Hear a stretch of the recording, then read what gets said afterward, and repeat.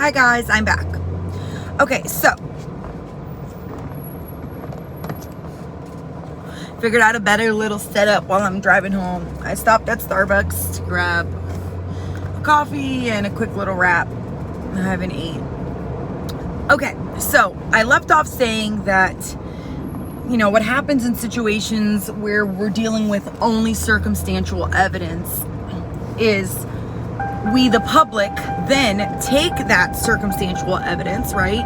And we then create our own depiction of what we think happened with that evidence, right? So that's when you get to a place beyond all reasonable doubt.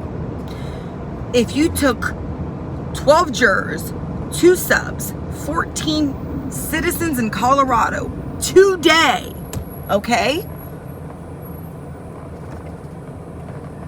And we went through a 4-day trial. Obviously, it's going to be longer with a 130-page affidavit. We're looking at least a month trial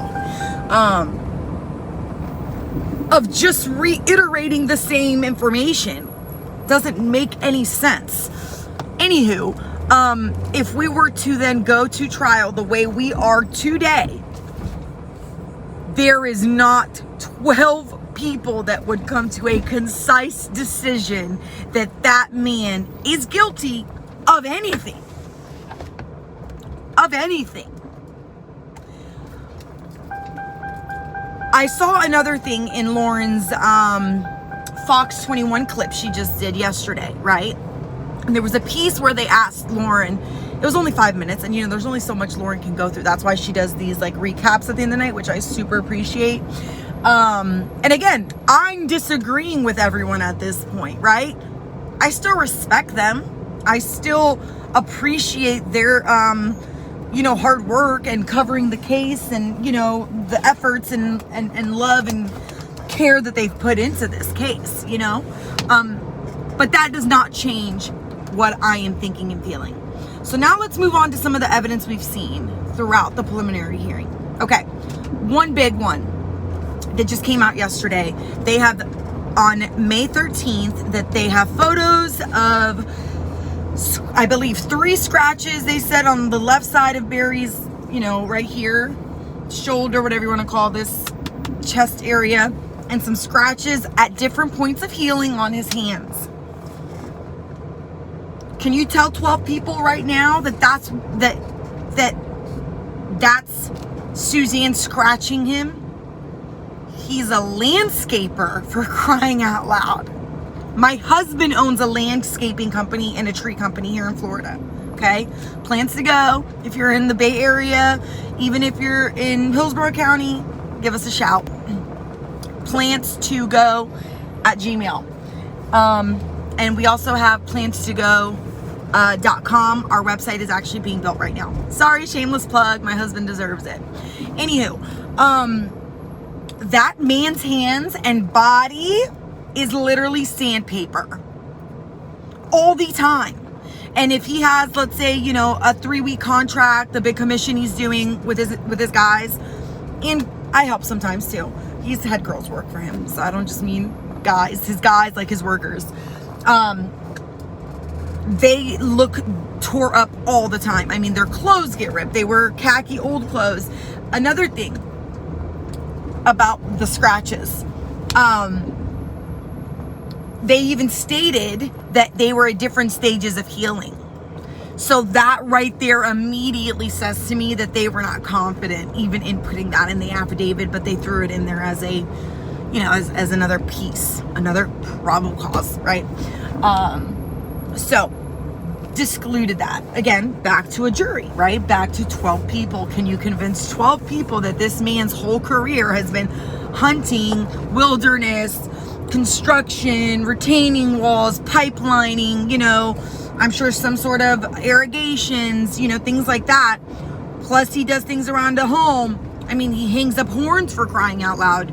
You expect him not to have cuts and bruises at different stages of healing? Now, I have another point a lot of people haven't made, and it goes right into the photo of the scratches. You can't have it both ways, guys. Miss Linda, DA, prosecutor, whatever she is over there, you can't have it both ways, because you're now leading us down a pipeline of telling us that you believe Barry used a tranquilizer gun on Suzanne. So if that is the situation and he shot Suzanne with the tranquilizer gun, within 2 to 3 minutes, she would have been paralyzed at that point and fallen asleep, is what the experts said. Up to 8 hours, breathing would have been sedated. If she was on her back, she would have been snoring. It would have sounded like she was snoring, is what the experts stated from what we've read. So if he shot her with the tranquilizer gun and she was sedated within 2 to 3 minutes, how was she fighting him? How was she fighting him for him to have scratches? You can't have it both ways, okay? I'm sorry I'm getting angry. I'm frustrated because what's happening is we're getting pieces of a puzzle that could fit any puzzle, right? It's like opening a box of 300 or 400 pieces with your kids, right? And you're like, oh my God, right? So you start working on the edging, you get the edges down, which is the storyline, right? Marriage, the basic information about them, their life history, their children, their family. Everybody has dirt, guys. I don't care who you are. Christ himself had his mistakes, okay? So, we got the back information, right? Which showed us, the reason we were all, let's just keep it honest. The reason this case has gotten the love and the attention and support that it has throughout the United States and overseas is because they were the beautiful, perfect couple. Suzanne was beautiful. Barry was the classic jock, They had the 2 beautiful daughters, the beautiful home, the American dream, the businesses, she was a cancer survivor. These are the perfect recipe and these are the perfect ingredients that bring out an amazing recipe in the United States. We eat this kind of stuff up. Okay? It's just, if you don't like that, it's the truth. Okay? Why do some other cases, even Profiling Evil, when Mike and Chris were doing the show together at the time, and I've even heard Mike say it since Chris has had the interview room. Sorry I refer to them, guys, but I try to follow people that actually have some sort of resume. That being said, they've even said,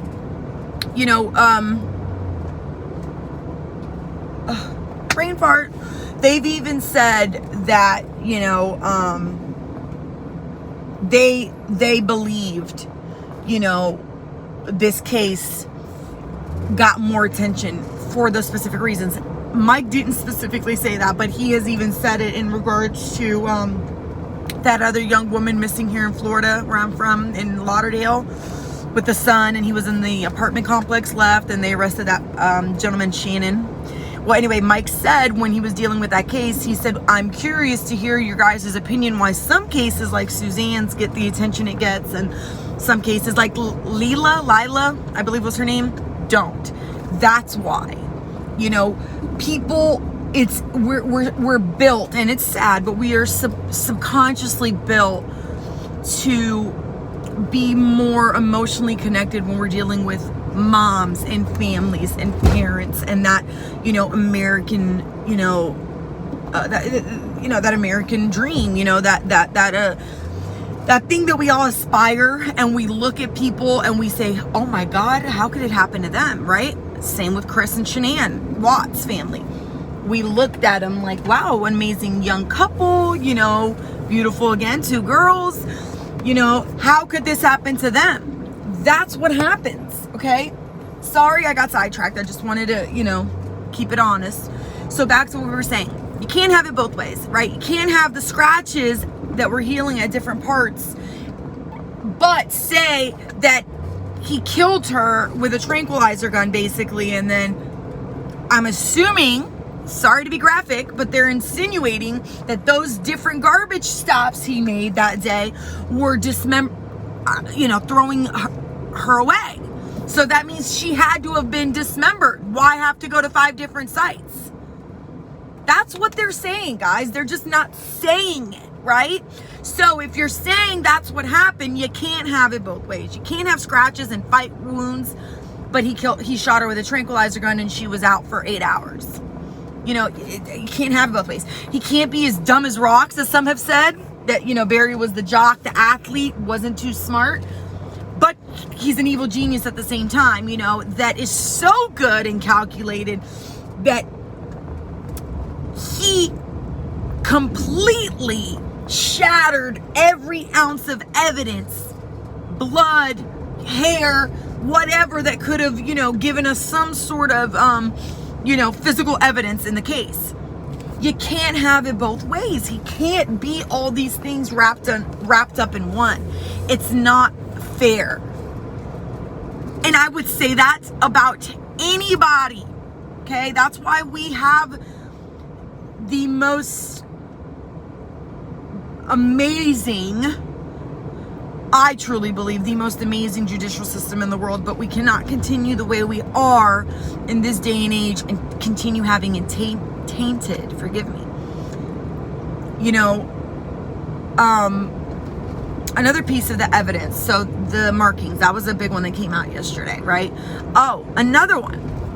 Everyone was talking about, Barry said to the investigator about immunity. If he could get immunity, he would open up his exact words that, the words that were quoted in Lauren Sharf's Twitter page was, Barry stated to the investigator, if I open up to you about my family, if I open up to you about my family life, something like that, can I get immunity? The detective stated to the state that his perception, the way he took those words to mean to him, was he was asking if he told him about Suzanne and what he had to do with her disappearance, that he could be protected by immunity. Then Barry explained to him, he said straight to him, the reason I'm saying the word immunity is because I saw on YouTube, they were saying I shouldn't be talking to you guys. You're going to turn it against me, you know? And they did. And he was right. So when people use the word immunity and things like that, what I believe, since we're now discussing what people thought he meant, okay, back to circumstance, we're discussing what people like the undersheriff thought, what I believe he was meaning. Okay, because now we have that right. That's what happens in circumstantial situations. We have the right to subject and insert our opinion of what we think Barry was meaning. And Barry, what I believe was meaning, was he wanted to open up about things of Suzanne. Okay, he wanted immunity because he didn't want to also tarnish her name. For crying out loud, they came to the man, what it states was March 2nd, it says, but then they contradicted themselves and said something about, yeah, I believe it was March 2nd, they said they went to Barry and advised him of the affair. You know, what, I mean, at the end of the day, but in March, when he was given this information, right, Suzanne had been gone almost a year, okay? So you come to somebody almost a year later, and then he says, yes, he was hurt and angry, but he specifically said he got on his knees and he prayed about it, and he asked God, you know, to take the you know, whatever he was feeling away, and that he still was in love with her, he still loved her, you know what I mean? And he even said to his daughters, from Lauren's statements in court, that, you know, her sin was the same as any other sin we do every single day. You know, he was trying to basically explain to the kids, you know, he was minimizing it for the sake of Suzanne, to her daughters. I mean, we're talking teenage, young, beautiful women, and all they've ever known was their mom and father, you know, mom and dad together. I mean, there's got to be something said for that. It's been over a year and these girls have not reached out to the Mormon family. I am not throwing dirt here, okay? I support Andy. I've donated to Andy and, you know, the cause during the search efforts. Not doing that at all. But there's more here, okay? And because this is the situation that we are in, we are now left with pieces of a puzzle that do not fit, that are now being forced to make a picture that is not clear. There is no picture. there's pieces of things. Another thing about another piece of evidence that they stated during the preliminary hearing was that Suzanne, forgive me, thirsty, that Suzanne had said on the 7th, I believe, of May, right before she went missing, when she was at the neighbor's house that morning, mid-morning, about 9 o'clock to 11 a.m. or something like that, when she was having coffee, and she sent the text to Barry, "I'm done, let's do this civilly." One, absolutely right. You hear that, you read it at first glance, you think, oh, she's pissed off, she's done. She's saying to him, "I'm done, like, this is over, let's do it civilly." But then you think of what Barry gave them context to that conversation, saying she wasn't alone, she wasn't even home, we weren't even fighting or anything. She was at the neighbor's house. So then you get a little bit of that back context, and I can relate to myself texting my husband when I'm at friends or neighbors' houses, maybe having coffee or tea or drink, saying to him, "I'm done," meaning I'm done, let's do this civilly. What if there was an argument between the neighbor and Barry?